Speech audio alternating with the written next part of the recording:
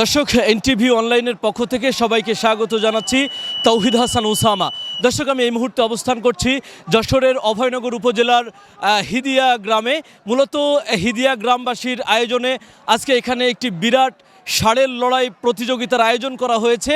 এখানে দূর দূরান্ত থেকে বহু মানুষ এসেছে আসলে গ্রাম বাংলার ঐতিহ্যবাহী এই ষাঁড়ের লড়াই প্রতিযোগিতাটি দেখার জন্য।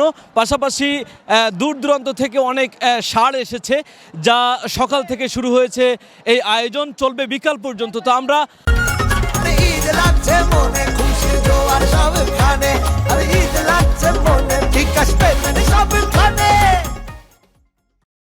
আজকে এই ষাঁড়ের লড়াই প্রতিযোগিতার বিস্তারিত জানাবো আপনাদেরকে। দর্শক, ষাঁড়ের লড়াই দেখার জন্য বৃদ্ধ পিতাকে নিয়ে এভাবে টোং বানিয়ে মাঠের পাশে বসেছেন একজন। আমরা তার সাথে কথা বলবো।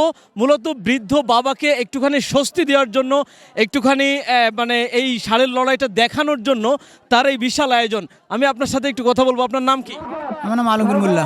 আচ্ছা, আপনি এই যে টোং বানিয়েছেন, পাশেই ষাঁড়ের লড়াই হচ্ছে, কেন বানিয়েছেন? শুধু আমার বৃদ্ধ বাবা, আমার এই দুই ছেলে, আমি যেখানে লড়াই দেখতে যাই বলে কি আমাকে সাথে নিয়ে যেতে হবে। এই দুই ছেলের জন্য আমার এই কষ্ট করা, আর বৃদ্ধ বাবার জন্য।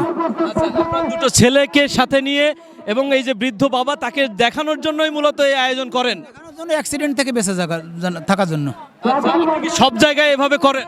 না, শুধু আমাদের গ্রাম 2 কিলোমিটার পিছনে আমাদের গ্রাম বলি চলে। আমাদের 2 কিলোমিটার দূরে আমাদের বাড়ি।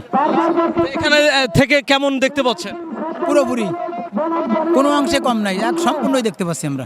অনেক ধন্যবাদ। আমি একটু আপনার বৃদ্ধ বাবার সাথে একটু কথা বলতে চাই। আপনার নাম কি? শামসুর রহমান। শামসুর রহমান। আপনার বয়স কত? আমার বয়স 80। 80। আপনি গরুর লড়াই দেখতে এসেছেন, কেমন লাগছে? ওরে বাবু, এ তো দেখতে মনে দারুণ দেখতে, কি জিনিসটা তো ভালো না। অবশ্যই ভালো না, কিন্তু এখন ভালো লাগাতে আছে যে টঙের পরে অনেক উঁচু উঠে বসে আছে, উঠে বসে বসে দেখতেছি, ভালো লাগতেছে তো? ভালো লাগতেছে, যাই হোক দেখি। আমি প্রায় জায়গায় যাই গরু লড়াই দেখতে, এবং এখানে খুব ভালো লাগতেছে। কষ্ট হচ্ছে না? কষ্ট তো রোদির জন্য একটু কষ্ট হবেই, দেখতে কি ভালো লাগতেছে? দেখতে তো ভালো লাগবে, তা না হলে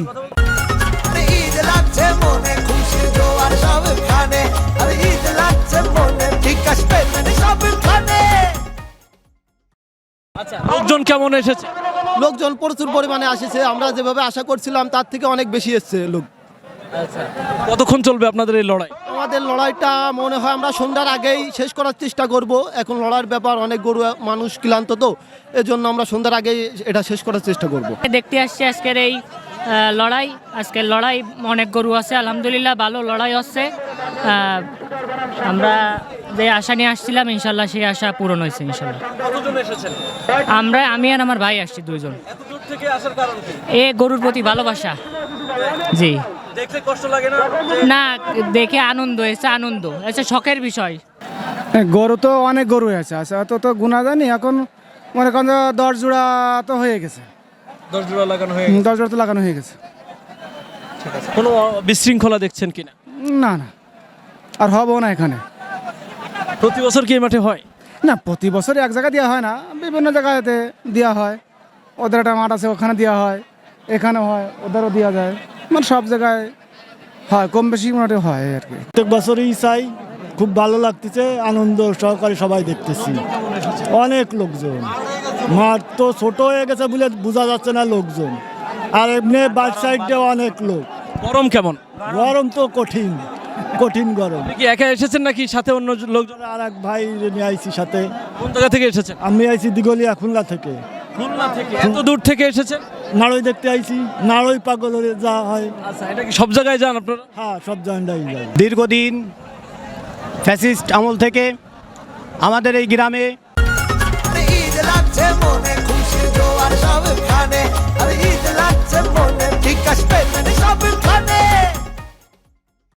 কোনো সাংস্কৃতিক অনুষ্ঠান বিভিন্ন দলমতের কারণে এখানে করা সম্ভব হয়নি।